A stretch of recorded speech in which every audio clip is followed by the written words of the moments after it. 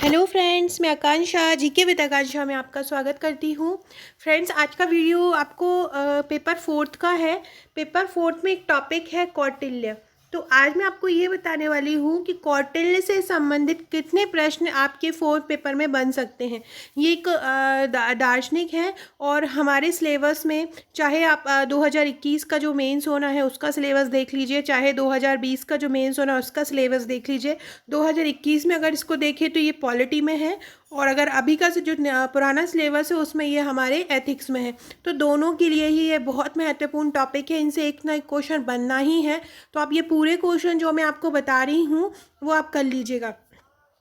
ये जो मेरी फाइल है मेरे जो एथिक्स के नोट्स हैं उनसे ली गई है, और वहाँ पर जो हमारा दर्शन शास्त्र का जो ग्रुप है वहाँ पे इसी प्रकार के जो नोट्स हैं दिए जाते हैं टॉपिक वाइज। तो उसी में अभी कौटिल्य का दी हूँ मैं, तो वही मैं आपको उसका रिव्यू लेके आई हूँ। तो कौटिल्य से संबंधित कौन कौन से प्रश्न आपको करना है ये आप देख लीजिए। सबसे पहले आपको कौटिल्य के बारे में सब कुछ पता करना है, मतलब उनका जीवन परिचय, उनका जन्म कब हुआ, उनका नाम क्या था, उनका प्रसिद्ध नाम क्या था, उनके अन्य नाम क्या थे, उनका जन्म स्थल कहाँ था, ये आपको करना है। इसके बाद उनके मेन कार्य क्या थे। इसके बाद देखिए उनकी रचनाएं कैसी थी। देखिए फ्रेंड्स, मैंने रचनाओं को किस तरह से लिखा है फ्लो चार्ट में, ऐसे ही आपको लिखना है ताकि आपको फुल मार्क्स मिल सके। इनका फ़ोटो मैं इसलिए आपको लगा देती हूँ ताकि आप जब पढ़ें तो आपको एक पता हो कि हम किसके बारे में पढ़ रहे हैं। एक चेहरा देखकर आप उसको प्रैक्टिकली पढ़ें तो उससे क्या होगा कि आपको एकदम आप प्रैक्टिकली पढ़ेंगे कि ये कौटिल्य है, इन्होंने ये किया, तो आपको वो चीज़ जो क्या रहेगा दिमाग में बैठ जाएगी और वो आपको याद रहेगा। तो ये रहेंगी आपकी रचनाएं उनकी कौटिल्य की। ये इनके प्रधान शिष्य हैं। ये उनका परिवार किस प्रकार था, उनके प्रमुख कृत्य, उनके प्रमुख आचार्य, स्थापना, मृत्यु। तो ये इस प्रकार से नेक्स्ट अब ये 3 मार्कर कौन कौन से बन सकते हैं। कौटिल्य के अनुसार राजा के 4 गुण कौन से हैं। कौटिल्य ने अर्थशास्त्र में कितने प्रकार के न्यायालय का वर्णन किया। कौटिल्य अर्थशास्त्र में कितने प्रकार के कानून हैं। कौटिल्य ने रोजगार के कितने साधन का वर्णन किया। अरिमित्र क्या है। कौटिल्य के अनुसार राजा को कितने प्रकार की दैव विपत्तियों को निवारण करना चाहिए, ये हमारा 3 मार्कर है। कौटिल्य की 6 सूत्री विदेश नीति, इनसे संबंधित क्वेश्चन मैं आपको वीडियो में भी करा दूंगी। अगर जो लोग नोट्स नहीं ले पाए हैं या नहीं ले सकते हैं वो टेंशन मत लीजिए, आपको ये क्वेश्चंस मैं आपको वीडियो में भी करा दूंगी। आज मेरा बस ये है कि इससे संबंधित कौन से प्रश्न बन सकते हैं वो आपको बता दूं। इसके बाद अर्थशास्त्र पर टिप्पणी लिखो, जो कौटिल्य का अर्थशास्त्र है। कौटिल्य की कूटनीति के 4 साधन या उपाय बताओ। इसके बाद ये है अमात्य कौन होता है, वो है कौटिल्य के अनुसार अमात्य किस प्रकार के व्यक्ति होना चाहिए। तो इसी प्रकार के नोट्स फ्रेंड हमारे एथिक्स का जो नोट्स है वो उसमें आपको मिलेंगे। मेरे सभी सब्जेक्ट के नोट्स इसी प्रकार से फ्रेम किए गए हैं कि ताकि आपको पढ़ने में जितना व्यवस्थित होता है उतना पढ़ने में अच्छा लगता है, तो आपको ज़्यादा से ज़्यादा अच्छे मार्क्स मिल सके और आप फ्लो चार्ट का उसमें करंट इंक्लूड कर सकें। तो वो आपको वहाँ पे सब चीज़ आपको वहाँ पे दी गई हैं कि, और ग्रुप में जो आपको दिया जाता रहता है उसमें करंट से अपडेटेड जितने प्रश्न बन सकते हैं वो आपको देते जाते रहते हैं। तो कौटिल्य के अनुसार अमात्य किस प्रकार का व्यक्ति होना चाहिए ये दिया है। इसके बाद राजनीति विचारक के रूप में कौटिल्य का योगदान, एक राजनीति विचारक के रूप में आपसे पूछे तो कौटिल्य का कौन कौन क्या योगदान है। तो जिस प्रकार से उन्होंने सप्तांग सिद्धांत दिया, मंत्री और लोक से भी राजा संबंधी विचार, सेना और युद्ध संचालन, अंतर्राज्यीय संबंध।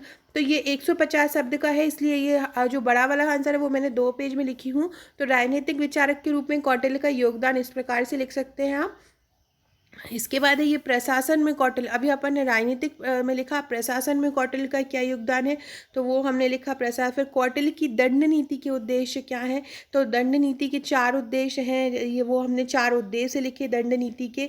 इसके बाद कौटिल्य के अर्थशास्त्र पर टिप्पणी लिखो, जो कौटिल्य का अर्थशास्त्र है वो मेन है, वो मेन आंसर है, क्योंकि वो मेन क्वेश्चन ही कौटिल्य का अर्थशास्त्र अपने आप में ही एक महत्वपूर्ण रचना है, तो उसके बारे में हमको लिखना। उसके प्रमुख बिंदु, जैसे कि मैंने ये आपको हमारे ग्रुप में भी करने दिया था, जितने भी हमारे पब्लिक ग्रुप है उनमें भी मैंने बहुत सारे लोगों ने लिख के भी बताया था। लेकिन आपको यहाँ पे क्या है, जैसे कि इनके अर्थशास्त्र में 15 अभिकरण है तो आपको थोड़ा थोड़ा वर्णन उनका भी कर देना है। जैसे देखिए कौटिल्य के अर्थशास्त्र के प्रमुख बिंदु 15 बिंदु जो हमने थोड़ा थोड़ा जो है उन अभिकरणों का वर्णन किया है इस प्रकार से, तो आपको वो कर देना है। इसके बाद कौटिल्य के राजा, मंत्री परिषद, न्याय व्यवस्था और दंड व्यवस्था संबंधी विचारों का वर्णन करो। तो हमने उनका ये पूरा राजा, उनका जो जो भी न्याय व्यवस्था है उन सब का वर्णन कर दिया। इसके बाद कौटिल्य की कूटनीति या विदेश नीति, वेरी इंपॉर्टेंट क्वेश्चन, बहुत बार पूछा जा चुका है और आने वाले एग्जाम में भी इनके पूछे जाने की बहुत संभावना है। तो कौटिल्य की कूटनीति, ये आपका कौटिल्य की कूटनीति, विदेश नीति, कौटिल्य की जो कूटनीति है वो किस प्रकार से काम करती है। तो कूटनीति, विदेश नीति और मंडल सिद्धांत के अनुसार हम इसको समझ सकते हैं। कूटनीति में साम, दाव, दंड, भेद आ जाता है। 6 सूत्री विदेश नीति आ जाती है जिसमें संधि, विग्रह, यान, आसन, संशय, द्वैधी भाव आ जाएगा। इसके बाद मंडल सिद्धांत आ जाएगा। मंडल सिद्धांत विजिगीषु, मध्यम, उदासीन होता है। इसमें आपको बताया गया है कि किस प्रकार कौटिल्य का जो ध्येय है, विजिगीषु जो रहता है वो राजा होता है, मन कुशल शासक होता है। उसके बगल वाला जो होता है वो मध्यम होता है, मध्यम के बगल वाला जो राज्य होता है वो उदासीन होता है। तो इस प्रकार से ये कौटिल्य समझा। इसके कौटिल्य के अनुसार राज्य मंडल की संरचना समझाओ। तो ये पूरा राज्य मंडल है, राज्य मंडल के किससे बनकर, विजिगीषु, अरि, मध्यम, मित्र, अरि मित्र, मित्र मित्र, पाशनिग्रह, आक्रंद, इनसे मिलकर बना होता है। तो ये कौटिल्य के पूरे ये मंडल है और इनके बारे में वर्णन है। इसके बाद ये कौटिल्य का सप्तांग सिद्धांत है। कौटिल्य शब्दांग सिद्धांत में क्या क्या है उसके बारे में देखिए वर्णन है। जैसे कि ये स्वामी है तो स्वामी के बारे में पूरा वर्णन है। अमात्य है तो अमात्य के बारे में वर्णन है। जनपद के बारे में, दुर्ग के बारे में वर्णन है। कोस, दंड, ये उनके पूरे सप्तांग सिद्धांत है, उसके बारे में अपन ने वर्णन कर दिया। तो कौटिल्य से संबंधित जितने भी प्रश्न बन सकते थे वो मैंने आपको कराए। फ्रेंड्स, ये मेरे प्रीलिम्स के नोट्स हैं। ये 16 फाइलें हैं जो आपको मिलेंगी, ये 16 फाइलें, और इनमें आपका पूरा प्रीलिम्स कवर, इनके बाहर आपको कहीं नहीं पढ़ना।